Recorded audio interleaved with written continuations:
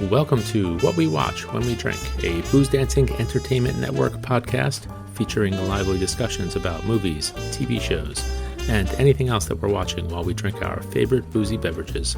If you enjoy this show, please subscribe on Apple, Spotify, Stitcher, Google, Audible, and anywhere else you get your podcasts. You can also find us on boozdancing.com, and if you have any questions, comments, show or drink suggestions, email us at boozdancing@gmail.com. We'd love to hear from you. Gentlemen, how are we? Hello. Hello.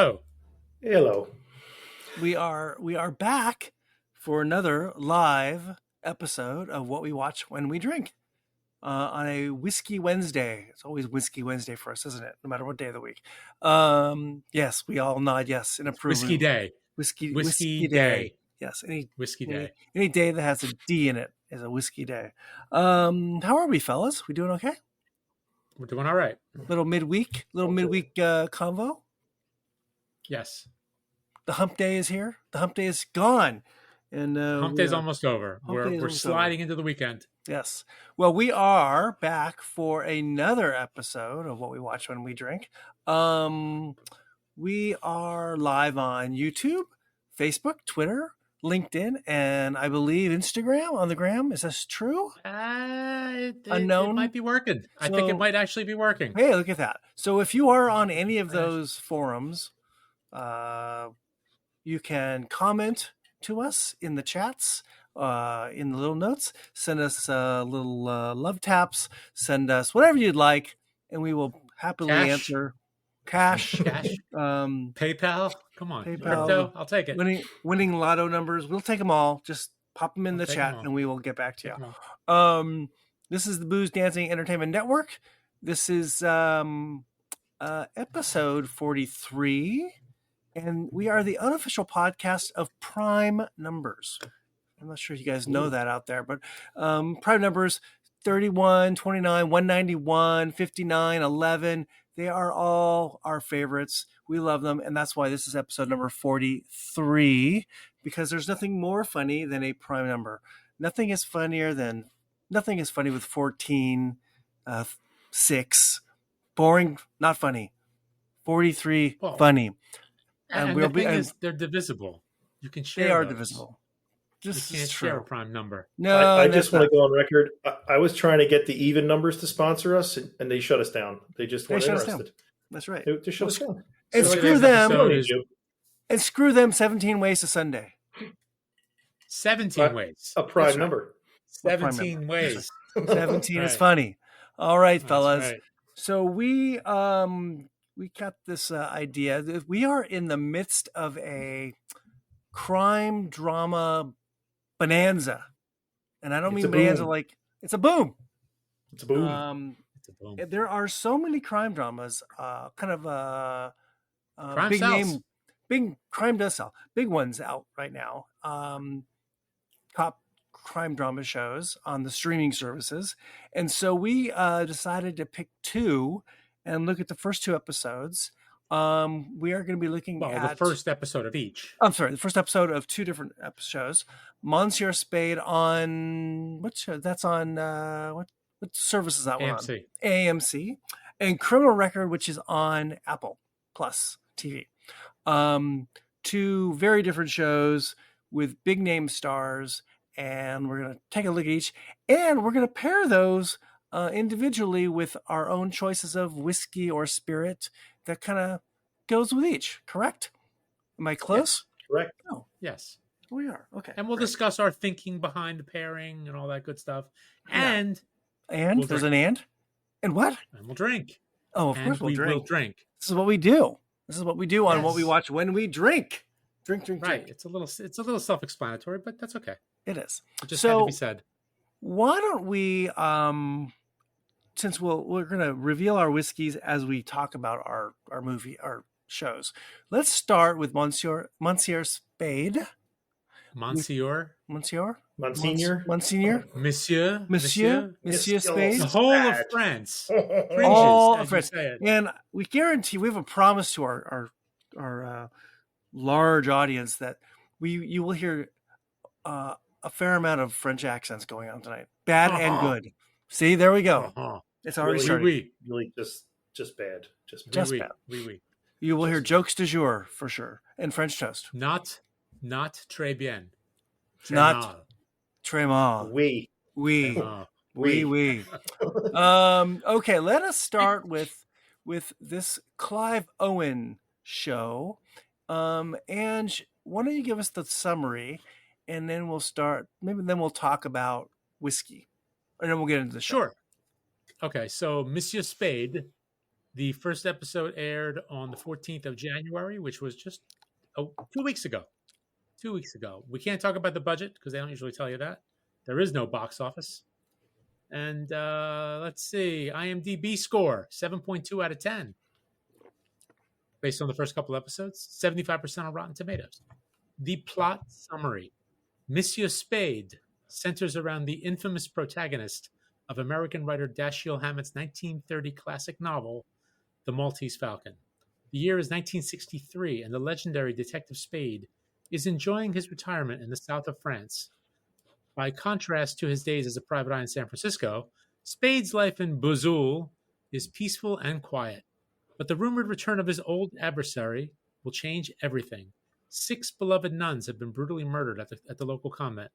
As the town grieves, secrets emerge, and new leads are established. Spade learns that the murders are somehow connected to a mysterious child who is believed to possess great powers. Well, there you go. Thank you. Good night. Now we've all, I believe, we have all kind of seen most or all of the episodes that already have been released. Correct. Correct. So we're going to try to keep it to the only episode 1. We may get a little bit beyond that a little bit and talk about the show in total. Why don't we start with what we want to kind of pair with this show? Michael, what did you pick to go with? So I went Monsieur and Spade. grabbed a bottle of Macallan from the Society. It's called Character and Grace. Oh. And I think that both of the characters in Criminal Record Ed, Monsieur Spade, exhibit both of those. So this is a 12-year-old Macallan that's been put into an ex-Oloroso butt for the full 12 years. Whoa, that's And then, well, I shouldn't say for the full 12 years. That was the initial cast, and then they did a first fill ex-Oloroso hogshead to sherry it extra at the end. wow. That sounds So naughty, I by think the they're way. all they put out 3 different whiskeys from Macallan. They were 10 years in their original initial cast, and then 2 years in this Oloroso at the end. That is a And it lot of comes in sherry. at a quiet 63.6. Hey now, Is that all? That's all. Is that all you got? Soft. what's that in? My. I could see either lead character drinking something like this. Most definitely. Wow. It's a 127.2. If you're scoring at home, That's how it works when you double it. Jeez. Yowza. yowza. Okay. Senior Monsieur Angelo, what do you have? Monsieur Angelo. All right. So, because Mr. Spade is a bit of a rabble rouser, Yes. and he's you an got a American, rouser. I went with the Catoctin Creek Rabble Rouser Rye, which clocks in at, I believe, it's bottled and bond, so it's 50% ABV. Yep. So that's what I went with, because Wow. he's a rabble rouser. He is a rabble He rouser. doesn't take much guff. He doesn't put up with too much nonsense from people. He's just retired, trying to enjoy his retirement. Sure he That's is. Sure he is. Well, Well, Aaron, what did you go with? Well, I used geography as my my method. I have chosen a French brandy from Maison Montero. This is something we did a tasting of our whiskey club maybe last year, maybe a couple years ago. This is a French producer of single grape brandies. It's called Monteru, Monteru. Everything is single grape brandies, and they do a lot of limited casks. So I think it started like in the 1700s. This distillery. Everything is small batches, and they have their own stone cellar. on the Atlantic coast of France. And this is a 2012-2016 batch 003, 42.7 ABV. As you know, brandies aren't usually a high ABV. So I thought that would be good. Mr. Spade lives on a vineyard, and there's grapes. So there we go. Is it a cognac? Is it an Armagnac? What is it? It is it's called brandy. Just brandy. It's just just brandy. Okay, so it's from neither region. It's actually, it says, well, I can't be certain. The labeling says brandy on it. The origins of this Monteru date back to the late 1700s, when the descendant of the Count of Monteru moved to the Cognac region and married his daughter to the son of a cognac merchant. So there you go. So, yeah, and they use traditional alembic stills and copper stills. Very nice. So cheers, boys. Ooh. Cheers. Clink. Cheers. Well, that was a good one for me. All right. Monsieur Spade. We're taking an iconic crime novel character from Dashiell Hammett, made famous by Humphrey Bogart. And Clive Owen has taken on this role, 20 plus years after the Maltese Falcon or so. And right? Wait, you mean where his where he is in life? Yeah, yes, correct. Yeah. Okay. All right. So I think this is the 1960s. This is early 1960s. Right. The story. Well, story opens in 1955 in the show, and then it flashes forward to 1963 within the same episode. Right. So remember, when the show started, he was not retired. He was on a case. Correct. Yes. He is bringing Teresa back to his grandmother?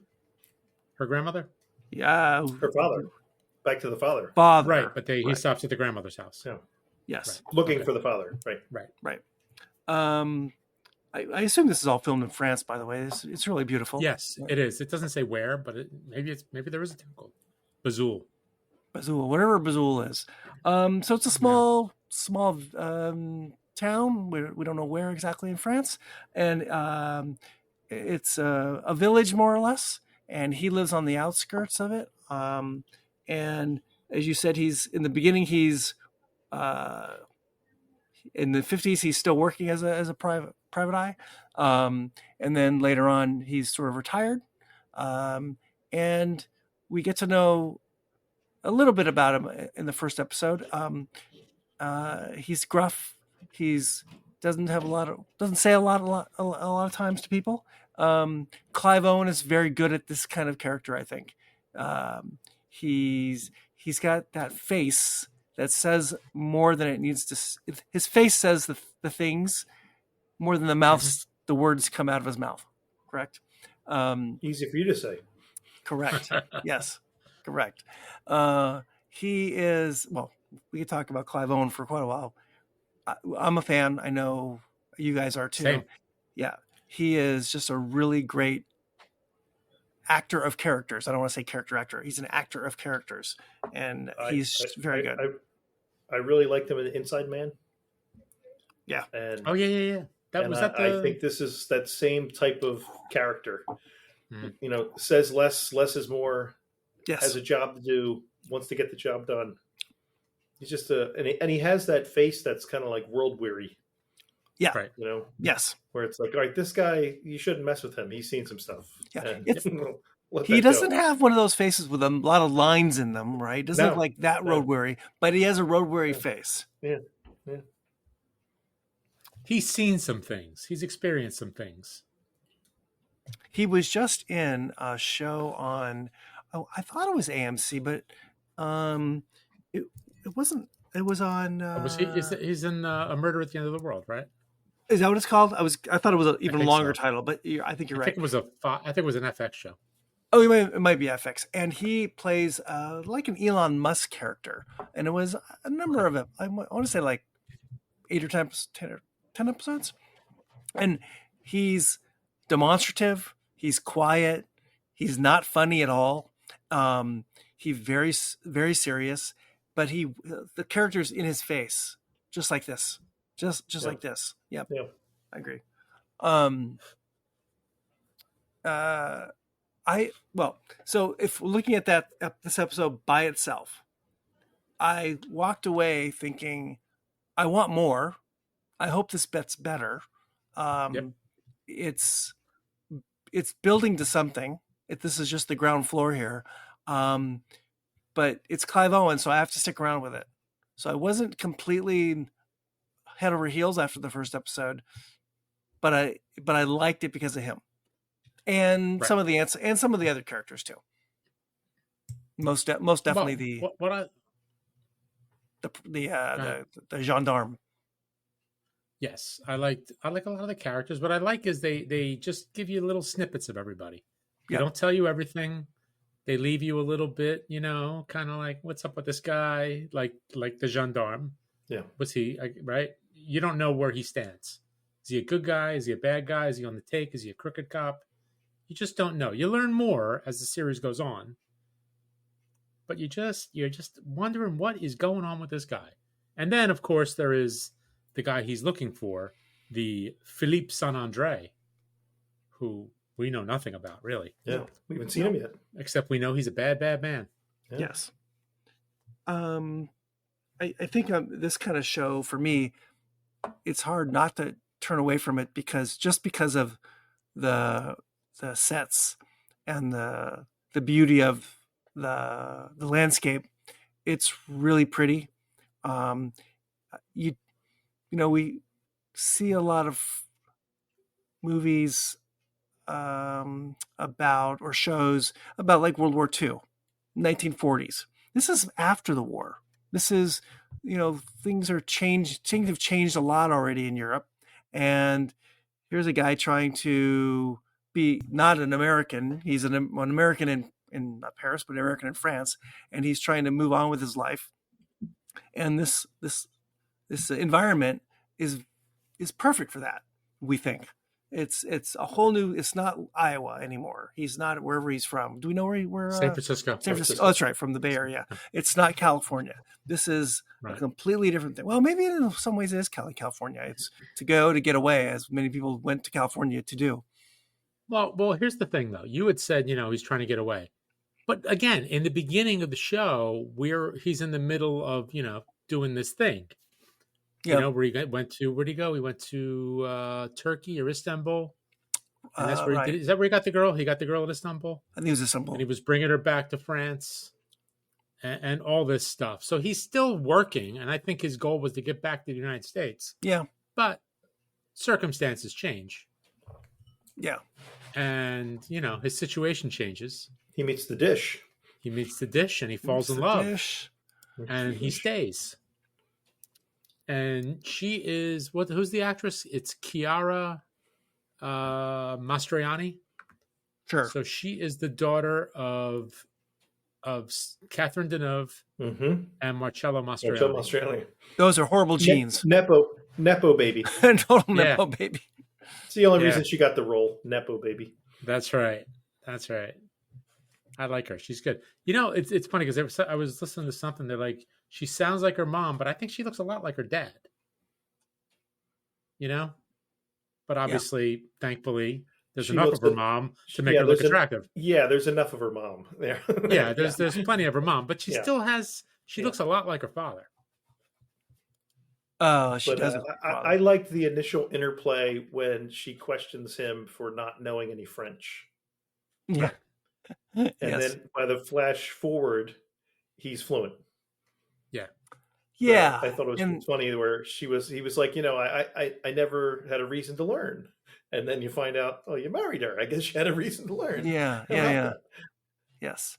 He becomes never had the right teacher. He becomes quite the Frenchman in his, we figure maybe 8 years or so or something like that. Right. It's 8 years because it opens at 55. And by the time we get to the show, by the time we get to the present of the show, it's 63. Yeah. And the little girl's like 9, 10, 11, whatever. And now she's 17 or 18, whatever. 15, oh, that's right. 15 going on 16. Yeah. Isn't that Sound of Music? There you go. Sound of Music. Right. Different time. Different time. Yeah, exactly. Like 20 years before. So my initial thought, like I said, was I wasn't overwhelmed by it. Because it was a little bit hard to follow, but I want to see this character. I want to see this actor and these other people too, and where this is going to go. Now, I'll let you guys jump in there, but spoiler alert for me is sticking with it has been worth it. I really do enjoy the show, right? Yes. So, I agree. We were assigned one episode. Yep. And when the episode ended, I wanted to see another episode. Now, are you watching it? It did. You have Comcast, right? Or Yeah. Xfinity, whatever. Yeah. Do they offer all the episodes, or do you have AMC Plus?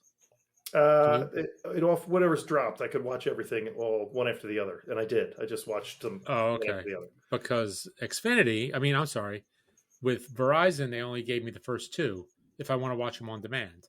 I tried to watch it when it was being broadcast on AMC, but the commercials were killing me. So I'm just like, all right, forget it.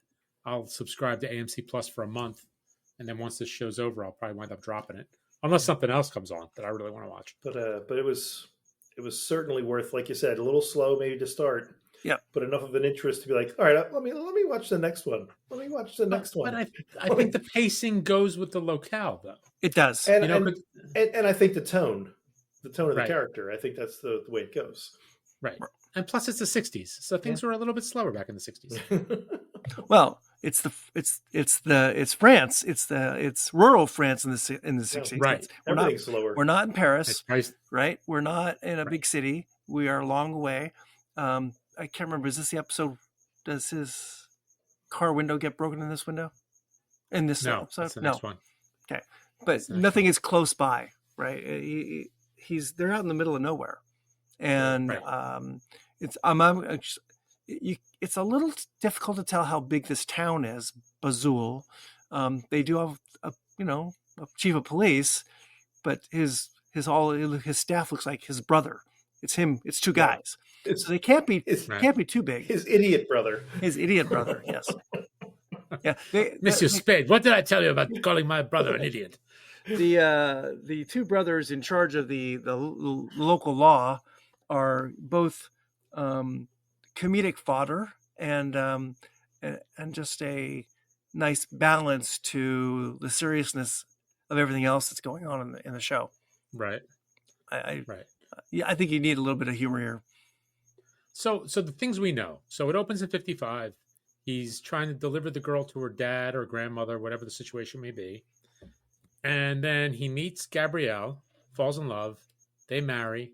She's got this fabulous estate with a vineyard, with a swimming pool, and they both like to swim naked, we learn later.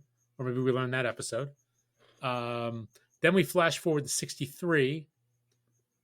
She died in 61, so he's a widower for 2 years at least. Mm-hmm. And he's still pining away for the wife, obviously. And then things are starting to get a little bit weird again because the guy, Teresa's father, right, who's apparently like just a very, very bad man, right? Blackmailer and just all around awful person. Blackmailing the Gabrielle in the beginning, right? And then he kind of somehow gets, we don't know how yet, but he gets him out of town, right? So he's gone for about 8 years. We know. He recommends he joins the military. Okay. Before he meets a bad end. Right, but we never see any of this yet. So you just hear about it, Yeah. Right, we just hear about it. So okay, but now for whatever reason, this guy's back. He's coming back, right? We're learning a few things about what's going on. He's back, and everybody's like, "Oh, well, I know Philippe Saint-André. I don't need to see Philippe Saint-André to know that Philippe Saint-André is back." So what is up with this guy? He's just a bad guy, I guess. Bad luck follows him. And you would think 1955 post-war France, you could probably get rid of somebody without making a stink. Right? Yeah, it's true, especially in the middle of nowhere, right? Well, Right. and that was what the chief of police was questioning initially. Yeah, that's true. What was Sam Spade going to do? Because I imagine it's not hard to hide a body back then. Not on a No. farm. No, beat him to the pigs, right? Woo! There you go. Oh, different show. Different One, show. not two. One. I One. said One. One. Anyway, Swearingen. continue. What else we got here? Aaron?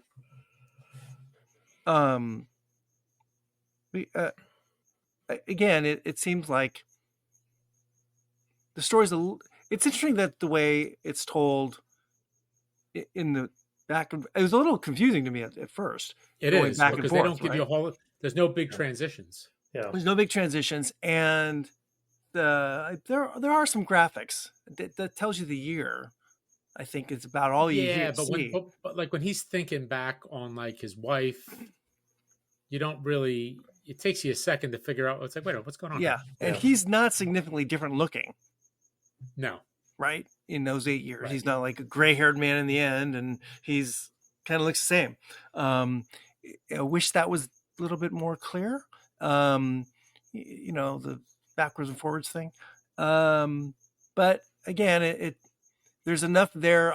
There's enough meat on the bones there for me to say, oh, I should stick with this show. There's enough it seems like it's going to be interesting. I've heard, I don't know, Angie, did you hear Clive Owen on the Ringer on the Watch? Yeah, I don't remember it all, but I heard him last week a little bit. I mean, he seemed really invested in this, and is one of the he loved the Bogart character, of course, and he loved Dashiell Hammett. He really took a liking to this character, and it fits kind of like what Mike was saying. It fits him. The roles he's taken on, it fits him, right? Yeah. This is just the way he picks a good character. Yeah, it's good. I mean, there's they got a pretty solid cast behind the scenes, like working on this. So the show was written by Scott Frank and Tom Fontana. Scott Frank did The Queen's Gambit. He also did Godless, and he's got a really, really long screenwriting career.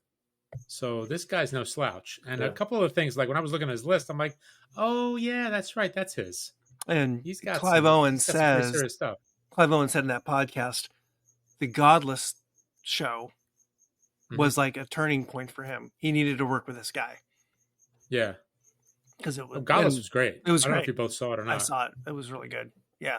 Did you find that this is somehow tracked all back to Oz? Because it seems like everything goes back to Oz, right? Well, Tom Fontana. Tom Fontana, who's also the co-producer or whatever, co-writer. He was Homicide, Oz, and I Goes can't. back to Oz. I'm sure I'm he's just done saying more. it. It all goes back to Oz. if you tell me he's a Philly guy, I'll kill you. I don't think he is. I think he's he might be a Baltimore guy. I have no idea. Oh, that makes sense. It's like I 6 degrees of separation to Oz. It's That's a whole right. new Yeah. game. Right. So Tom Fontana. I'm sorry, not Tom Fontana. Scott Frank. Apparently, he was a writer for the Wonder Years.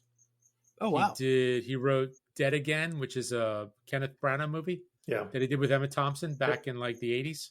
A deeply disturbing scene with Nicolas Cage, I believe. In Nicolas Dead Cage, Again? Andy Garcia. Andy Garcia, maybe. Not. Where he smokes through a stoma. Little Man Tate, he also wrote. Yeah, that's Jodie Foster. Yeah. Yep. Get Shorty, screenwriter. So he adapted the There you go. the Elmore Leonard Elmore book. Leonard, right? Let's see. Out of Sight, one of my favorites. He was screenwriter on that. He did Minority Report. He was the Karen Sisko show, which was one of the characters in Out of Sight.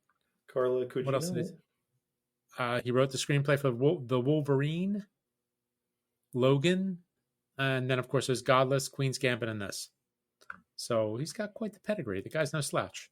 Not a bad list. Not a bad list at all. I'm hearing he can't hold a job. So he's That's got to right. keep, moving around. So that's a shame for his family. Mm-hmm. And one of the producers is Barry Levinson. Barry Levinson. So, they've got like, they broke out the heavy hitters for this.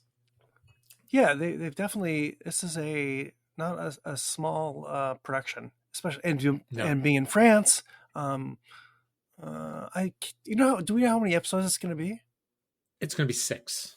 6, and I think we're on episode 4 this week. 5, maybe. Yes. So we're halfway through. There's going to be 6 episodes. They might do another one. Who knows? Maybe a different story. Yeah, I'm wondering if they're going to pick like different sections. Yeah. the next thing, like a think- Hercule Although- Poirot. Although what we learned about him is that they can't do it forever because the man's ill. He's ill doesn't mean he can't get better. I don't know. Is there a cure for emphysema? Well, lack of smoking would probably help a lot. Yeah, I'm sure. That's just quitter talk. Well, and you said, I think to me that this would maybe be because it's on Sunday nights, right? Yes. This might be the replacement for Perry Mason. Well, yeah, that's kind of You know, how I felt about it. yeah. That's why I really got excited about it because Yeah. I really was upset when they got rid of when Perry Mason got canceled. It got 'Cause canceled. I really enjoyed it. It's not coming back. I don't think so. I don't think it's Oh, coming I back. did not know that. Oh. Which stinks because I thought season 2 was even better than season 1. Yeah. Both seasons have been great. Yeah. Oh wow, I did not realize that. Well, Mhm. We could jump into this crime drama thing, but it feels like this could easily be there are only 6 episodes, right? He could do Right. one of these a year, one series, one new season is a year, not a problem, assuming it gets enough. I think it's pretty well received. I haven't heard too many bad things about it. No, I think it's doing okay. It's definitely. I think he could definitely be up for an Emmy next year for it. He's that good. Yeah, and the way they do 8 episodes or 6 episodes, he could do 3 or 4 different shows. That's right. Yeah, I can totally. be Sam Spade in any number of other plays. Yeah, Doesn't Yeah, matter. yeah. they. What do you got? I don't know how much this is based on the Hamlet's character, and if there's any My understanding is this is completely original new story. right. So if Yeah, it's brand I new, don't know that this is like a Lee Child's Reacher thing. yeah, There's a bunch of books and they're just pulling off the shelf. I don't So- think there were many. I think this is a reimagining of yeah, Yes. which is good events because later. they can Yeah. get creative and they can, Yep. his emphysema can be cured, and he could, there's another mystery next year. This could be ongoing if he wants to do it. I think. Yeah, and he's of an age where he could be the guy from 55 to 63 Right. in this episode, or he could be a guy doing something in 1950. Right. we could do something, a prequel to this. Right. Yeah, If they And want the to show doc- what happened in Turkey, why he was there. and the girl, she could be older. She could, Yeah. she's smart. She could go off to some place and come back, and there's another mystery, or who knows. This is, I think, the general environment allows this to be a series, ongoing series with a different case every season. So, Right. and I'm for it because I really like him. He's so good, and so far the other characters have been great. And I like the genre too. I mean, this is my kind of thing. This is my wheelhouse, as we like to say. This is fun. This is very fun. Thoughts on your beverages? Wow, we've talked about the rabble rouser. It's delicious. It's good. It's got just enough of a punch. It's got plenty of flavor. I think it's built for Sam Spade. Samuel Spade. Monsieur Spade. Monsieur Spade. Monsieur Spade. Michael, are your lips burned off from your 60 plus? Sadly, I think I've developed some asbestos. This is Asbestos lips? It's just delicious. It's all sherry, raisiny, dark stone fruits. It's just nice. Yep. I threw some ice in it to water it down, so it's not still 63. It's going to be a little less than that, but still just delicious. Pansy. Excellent. Well, Well, we got to do an hour show. I don't want to be laying down for half of it. It's all right. I'd like to get to the second show we're going to talk about and not just drool into my chair. let's remind everyone this is What We Watch When We Drink on the Booze Dancing Entertainment Network. We are live tonight on a Whiskey Wednesday talking about 2 brand new shows on the streamers. We just talked about Monsieur Spade on AMC, and now we are going to move on to another show. Another show based in Europe. This is Criminal Record on Apple Plus. What's it called? Apple Plus TV, Apple TV Plus, whatever. Apple it's TV called. Plus. Apple TV Plus, right? Okay. Future sponsor. Future I hope so. sponsor. I would love. Well, Hey, that'd be look, something. I would just be happy to just get a new computer, a new phone, that would be nice. Yes, I'd be happy if the I'll settle Apple for industry, the Apple industry, just the actual Apples would, sponsor us. I like Apple Circuit. I'd be good with that too. I'd be good with that. Nice, Nice cosmic crisp. a little Nice. Granny Smith, something crisp like Yeah. that. Okay, so Ange, why don't you give us the rundown on the criminal record? Not your Quick criminal recap record on the show criminal record. Wow, Yeah, we I don't can't have time talk for your about criminal that. record. No, No. I can't talk about that. No, We It's- we have no time for sure. But you don't have security clearance to talk about my criminal record. So, all right. So, criminal record, Apple TV Plus. The first episode aired. On a streamer. On dropped. Do we say dropped? Can we say dropped? sure, they dropped. That's what the kids Let's say. say dropped. So it dropped on the 10th of January, 2024. That was the pilot. There are 8 episodes in total. Again, no budget or any of that nonsense because they don't tell you these kind of things. IMDb score 7.2 out of 10. Rotten Tomatoes 90%. I don't know how many reviews that's based on, but 90%. The plot summary: in the heart of London, an anonymous phone call draws 2 brilliant detectives, a young woman in the early stages of her career and a well-connected man determined to protect his legacy, into a fight to correct an old miscarriage of justice. So that's the story. It takes place in London. The 2 leads, DCI Daniel Hegarty, played by Peter Capaldi, and DS June Lenker, played by Kush Jumbo. All right. Well, with So that, DCI. What does that DCI stand for? means Is that like Detective of Criminal Investigations, I think. Okay. Or Director of Criminal Investigation. I don't know, something like that. Yeah. Or Detective Criminal I Investigation? think it's detective, I think.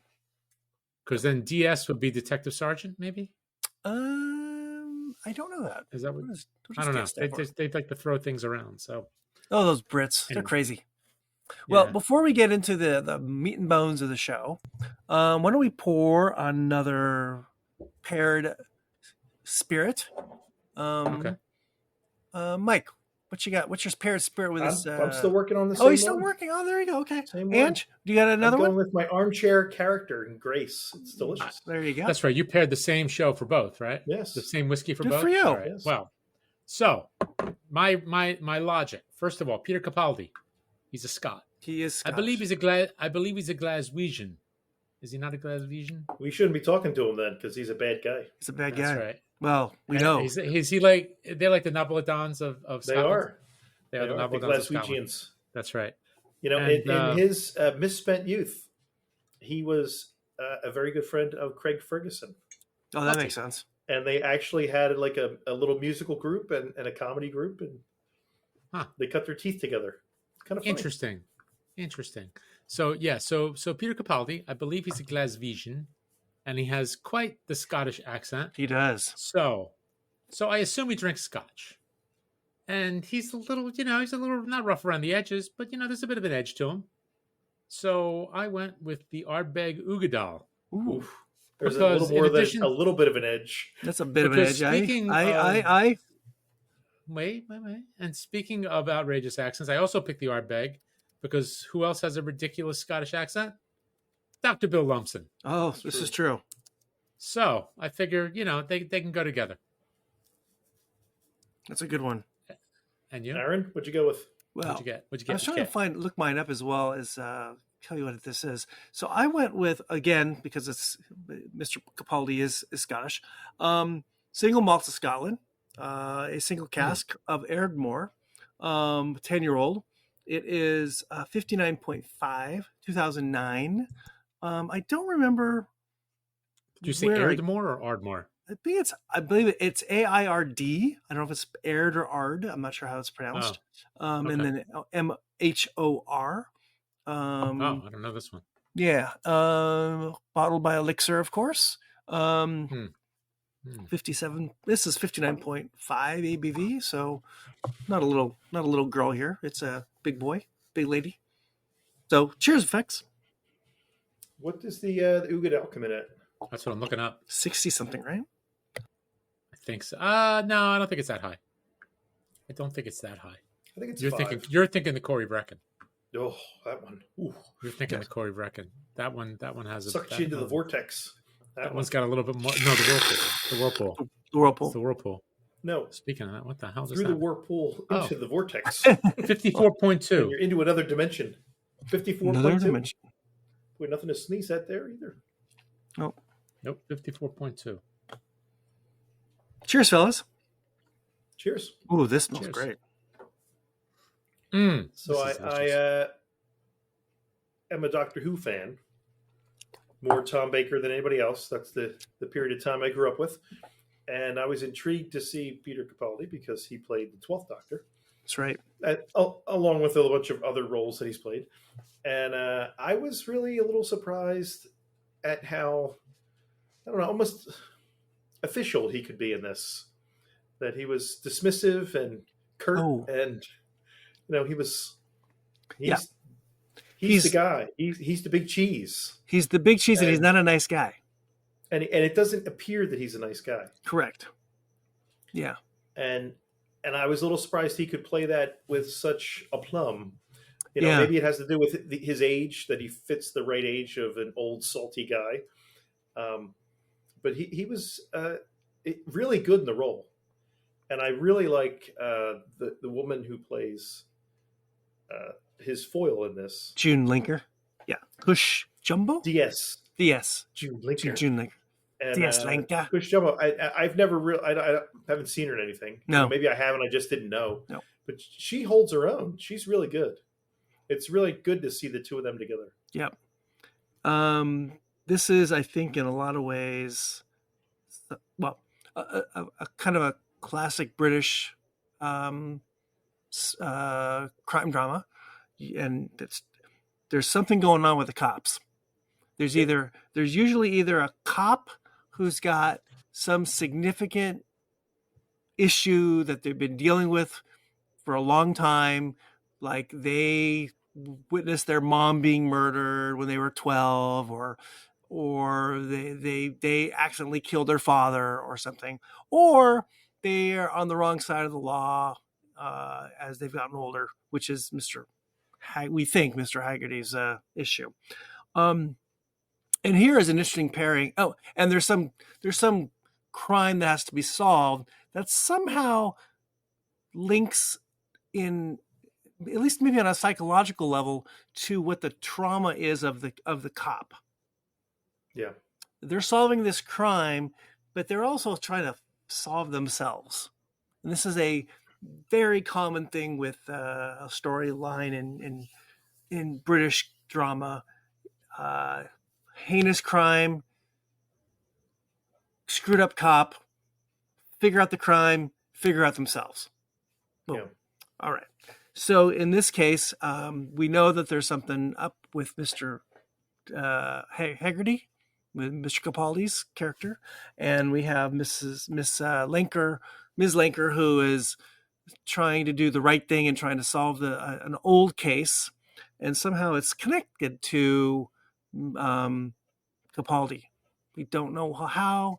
She has a gut feeling about it. She's not sure, and she is going to see if she can, dig into this a little bit deeper to figure it out. I'm a sucker for this. I'm a sucker for British crime drama. I love it. It's so good. And his accent just sucks me in even more. And it's the dark side of London. She's just a regular old mom with a kid and a dad and a mom who's got some mental health issues, and she's just trying to do her thing. And then there's the big guy at the top who's kind of trying to stop things from progressing and trying to stop her job, trying to stop her from investigating further. I just think this is it hits me as it always does. Now, I haven't decided whether I'm totally in love with this show. I think much like the other one we talked about, this is episode 1. I think we're on episode 4 now in real time. I think 5's out too. 5 just came out last night. Okay, so we're 5 weeks into this thing, five episodes. I'm I've stuck with it. Spoiler alert, I've stuck with it. Same. It's gotten better. And I kind of had the same feeling after the first one. It wasn't the greatest show on earth, but Capaldi is so mesmerizing to watch, and Ms. Jumbo is too, and her storyline to make me want to say, okay, I'm going to stick with this. I'm going to see what episode 2 is about. I'm glad I'm stuck with it. Yeah, it's been good. It's it's a little odd because of these little things. You know what it kind of reminded me of? Did you ever see Blowout with Travolta? Yeah. Way back in the day. Yeah.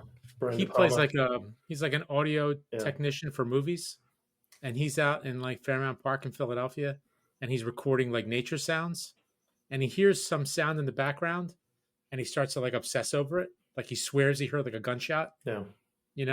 Yeah. So like same with her. Like she hears this thing. Is it real? Is it not real? Is it fake? Is it a hoax? She's just kind of obsessing and just kind of poking around, and all of a sudden this mystery starts to unravel. What I think is interesting is that her boss would be like the typical mid-level manager anywhere. Totally. And he gives her free reign to investigate everything. Until he doesn't. She mentions that it involves this guy, Haggerty. Yeah. Right. And then says, just send an email. Don't go in Go in person. Absolutely. Who is this? Oh, just send an email. No. Don't mention me. Just send an email. Yeah. Where it becomes no, this is terrible. There's also this kind of, maybe it's a little bit cynical, but there's a little bit of hot button stuff going on here. This show pushes checks a lot of boxes. Mm. You got old white guys running the police department. She's a young African Brit. A woman who's fighting against the man. And you've got crime against or a man who's possibly been put in jail erroneously, who's also African Brit. You've got the darker, seamier side of London. We're checking a lot of boxes. British crime drama is very good at that, and even better now. And American TV does too. You gotta cover the women angle. You gotta cover the race angle. You gotta cover the old guy versus the young cop angle. It does all of those things. It does it, and so far it doesn't do them badly. It's doing it pretty well. Yeah, and I think you don't really get an appreciation for Haggerty's. Is he really racist? Is he really sexist? No. Is it just that someone's questioning his judgment? Yes. Is it because a young, ambitious person is trying to knock him down a peg? Like, you don't really get too much out of the first episode to see. No, you don't. What really is his thing? Is he really as awful as he could be? Or is it just, you're questioning my judgment, and I'm just mad at that. They leave it just vague enough. Yeah. And there's like a couple little mysterious things, like, well, why is he driving the sedan service? Like, what? They don't pay him enough? He looks like he's pretty high up in the department. He's probably got a great pension, all this kind of stuff. Why is he doing that? Why is he taking all this cash out of that machine? He probably grabbed at least 1,000 pounds out of that cash machine in the one episode. What's that place he just went into? Does he have a gambling problem? Yeah. Does he owe somebody money? Where he goes into the nefarious side door, and you don't know where he is. Right. You don't know exactly what's going on. He's got the dog. He's got the house. Yeah. There's a girl on the couch. Is that his daughter? Yeah. Is that just some girl? You don't know. You just don't know. We just finished. I don't know, Mike, if you watched it, but Slow Horses on Apple. Another British crime drama. Good. Right? And that's better than this, I think. Yeah, it is better than this. Slow Horses is better than this. A better cast, at least it seems so initially. But the story's bigger, broader. The conspiracy theory stuff, and it government conspiracy stuff. And don't forget, it's funny. And it's funny, true. And this doesn't have that humor at all. No. There's no humor in this at all. This is not funny. And it's not even that the crimes are that heinous. Usually you No. get, that's not what's going on here. It's really more about what crime is being what crime is being covered up. Maybe there's a cover up going on. Miscarriage of justice potentially. And I think the British are good at this. I don't know how many episodes this is going to be. Say 7 or 8. Let's 8. They're really good at the misdirection. So and slowly giving you pieces along the way, slowly, and then some huge U-turn at the very end. Oh my God! It was the butler that did it at the very end. Right? You got to get through. Those weren't breadcrumbs. You led me the wrong way. You think they've been telling stories for hundreds of years? Yes, exactly. Right? Like Shakespeare was part of this thing. You would think. Yeah. No, Chaucer. Chaucer. Very, very sure. Love all that love stuff. They're very good at that, and in TV crime drama with them, but it's really good. And I think that Capaldi himself is a little bit like Clive Owen. He's kind of mesmerizing. He's got this really angular face. He's like this big stick, right, with a white little, like a Q-tip, but he's got this pointy nose, like, deep set eyes. He, as I was telling you, I keep hearing Jason Johnstone yelling talking, and it's hard to not want to see him, right? It's like Clive Owen, right? Sure. Even if even in his comedic roles, he's not like haha funny, right? I think of what was the one on the hero? Local Hero. Local Hero. It's not it's a comedy. He's not hilarious, but he's funny. Right. I don't know if that makes sense. But you know what? He's really young. He's really goofy in Local Hero. Goofy's a good word. This is like 40 years after the fact, and he's a much different guy. He's a much different guy. And he's got the shock of hair. He has the weathered face. Oh yeah, absolutely. And he's just playing the angular weathered face to the max, where it's just like, ugh. He could be a vampire. He looks like a vampire. You're killing me here. Yeah. Right? That's true. Maybe that's the spin, the misdirect. Maybe. Maybe it's a vampire thing at the end.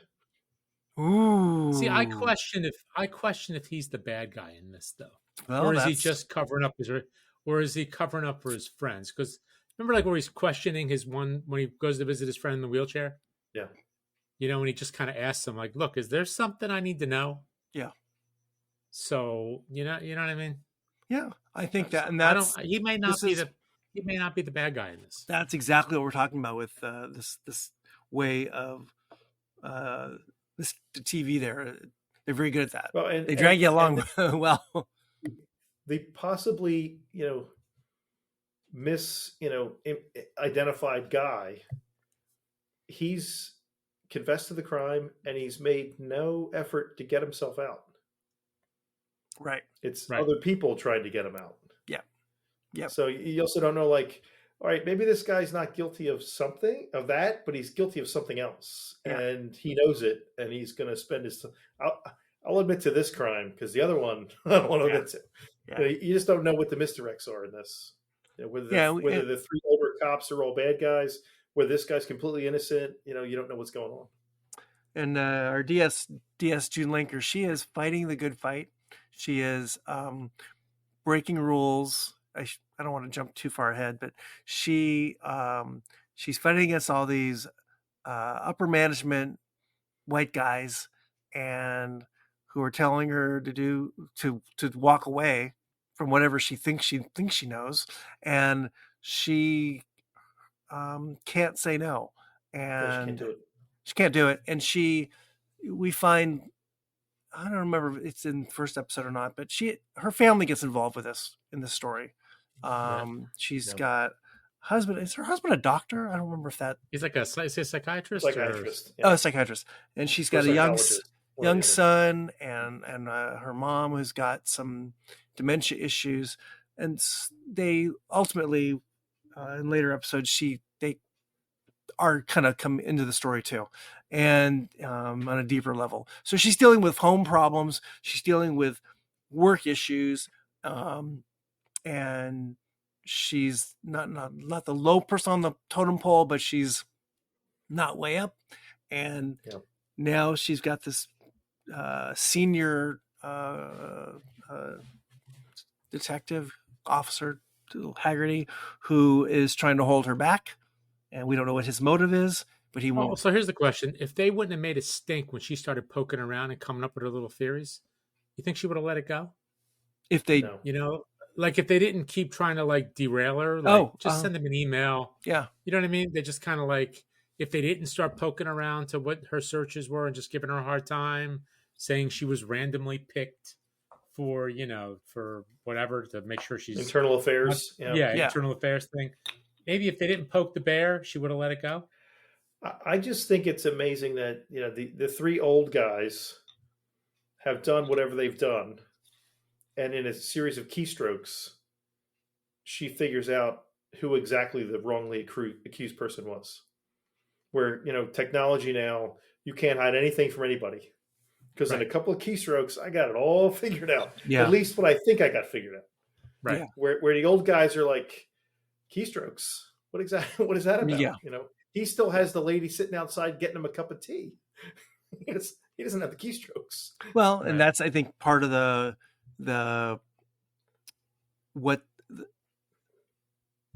flavor of the show is about, is this old guard versus new guard, new technology versus non-technology.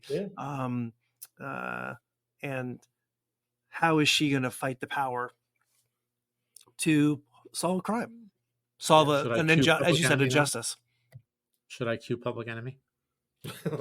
Fight the power. You got to fight the power. Are you going to rage against the machine? Sure. I'm going to get my big clock. I'm going to be. What was that? Flavor Flav. That's right. Boy, boy. Who's Chuck D in this? Who's Chuck D in this scenario? But I said it was wrong. It's nothing. Well, he's shaking his head. What time is it? It's time to drink. It's always time to drink. That's right. So I mean, I like the show. It's good. I watched it a second time. The first episode, I liked it better. I think because I was paying more attention. I was paying closer attention to it, and I definitely liked it better. What's funny is I was watching Monsieur Spade, and there's a lot of French, so the closed captioning is on. Right. And I immediately went from that to Criminal Record, and the closed captioning was still on. And my son walked in the room and said, "You want me to turn that off?" Like that I don't know how to turn off closed captioning, which in all honesty, I might not know how to turn it off. But I told him, no. Because the Scottish guy, I have trouble understanding. I need everything in there. His accent's a little thick. Totally. Yes. I just thought that was funny. It's like, I need the closed captioning for these guys allegedly speaking English as much as I need it for the French guys. It's not even Capaldi. It's, when they get into the Jamaican neighborhood, the ladies are like, "What exactly what she said?" You're just like, the Southeast Indians. I gotta watch the words popping up. I need to see what's going on. Totally. Yes. I think this is Apple, right? And they had a little gold mine. That's not really the word. A little diamond in the rough with slow horses, and it's typical television is hey, we found something that's hot. Let's do it again. Do it again and again and again. So let's try what's our next slow horses. This is not the next slow horses. One, it's not an ensemble cast either, right? So you don't have this group of cops that you get to know every one of them. It's not like that at all. So it's not like a team, you mean? A team, right. This is like every man and woman for themselves at this point. Yeah, you don't really know that, and you don't really know the individual cops that well in the department. They're not working together. We know her, we know him, and we know a couple other people, but they're not really that critical to the overall story. Have you ever seen her in anything else? No, but she seems really familiar. Did you look her up at all? See what her? The only thing I saw was one bit of trivia that her and Peter Capaldi both starred in the third series of Doctor Who spinoff Torchwood Oh yeah. as John Frobisher and Lois Habiba, respectively. So whatever that means. I Huh. didn't watch it. So they've worked together before. So you know what? Actually, going back to our little theories of, with the Mr. X, is he a bad guy? Is he a good guy? I guess there could be a possibility where he finds something out. Those two guys did something really, really awful. Mhm. His two partners. Yeah. Who was it? What's the one guy's name? It's got Dan? not a woman's name. Kim. Oh, Kim, Kim. that's yeah. it. Kim and whatever the other guy's name that was is. Dan. Tone. Kim and Tone. Come on, man. Oh, Tony. That's right. Tone. Tony and Kim. Tony, right. Tone. Tony and Kim. Tone. Yeah. So, maybe he finds out that they did something really, really, against the rules. And maybe then they wind up being partners and they wind up being buddy. And then the series moves on with the two of them working together. And not to jump too far ahead, but she's now working with him. Right. On a task force. So now it becomes more of a, maybe he sees that she's a good cop and she sees that he's a good cop and they figure something out. And well, that's the thing. More We of don't an know ensemble. We don't know the motivation, right? Or maybe they're both bad. You don't know. Is it that he thinks, or is it like one of those, keep your friends close and keep your enemies closer kind of thing? Yeah. So we just don't know. We don't know how it's going to evolve. There's 4 more episodes to go, so we're going to find out. Well, I've been told there's Mr. X. I don't like that. No, that's what makes it fun. Looking at the cast, her mom in the show is a longtime actress, Zoe Wanamaker. Yeah. Yep. What have I seen her in? What else has she been in? She has a long list. She's been she's how old is she? She's 74. Okay. She holds British and American citizenship. I think she was born in Canada though. Boy, so many things. It's kind of crazy. Harry Potter, that's kind of the one. Oh, okay. Right. Madame Rolanda Hooch. Let's see. Spy Trap. Let's see. What are the things that we would know? I look at her and who I could kind of see, what's her name? The one from Ted Lasso. Keely. She looks like Keely in like maybe a little 30, bit, 40 yeah. years. Yeah. It's got sort of that similar. What's her name? I can't think of her name right now, but you know who I mean. She was in Killing Eve. Who? Zoe Wanamaker? Mm-hmm. One episode. Oh, okay. Doctor Who, a couple episodes of Doctor Who. Okay. So she's been around. Long career. Well, that's the Brits, An actor's right? actor. I'll do 2 episodes. I get to work. Yeah, that's the Brits. Once they get in, you're in, her first TV show was in 1971. So she's been around. Yeah, she's been around a little bit. It's like the mob. Once you're made, you're made. Pretty much, right. Yeah. Right? Who was the Indian actress? Must be Aisha Kala? Yeah, that's probably her. That's her. That's the attorney, right? The attorney. I'm sorry, not the attorney. She's like a pro bono, like. But what do they call it? Barrister? You're barrister? No, not a barrister. Solicitor. Solicitor, right? The solicitor. She's had a bit of little this and that.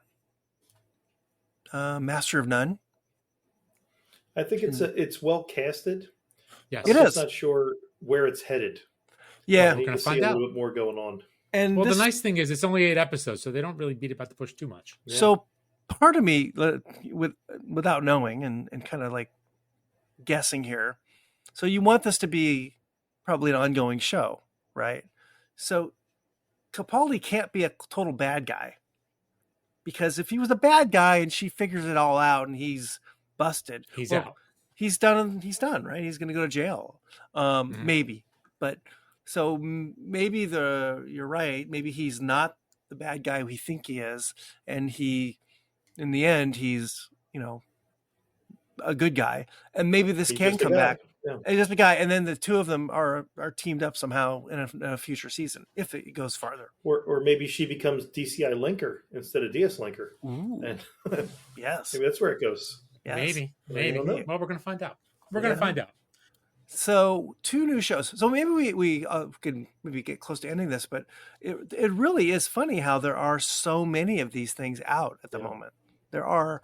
I mentioned today that last night my wife and I forget. watched. What? Don't forget True Detective. Yeah, the new season. I was going to say that. Detective. So True Detective is out. That's on episode 3, I think. Just kill one sensei. Third one just aired. Yep. Yeah.